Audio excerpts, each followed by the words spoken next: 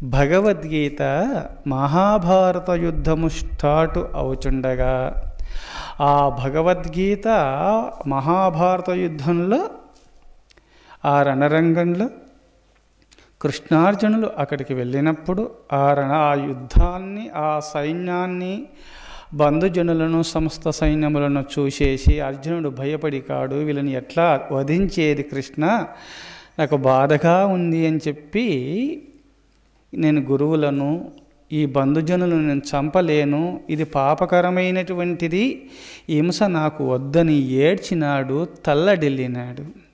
అప్పుడు భగవంతుడు కృష్ణ పరమాత్మ ఉపదేశం చేసినాడు భగవద్గీతను. అర్జున,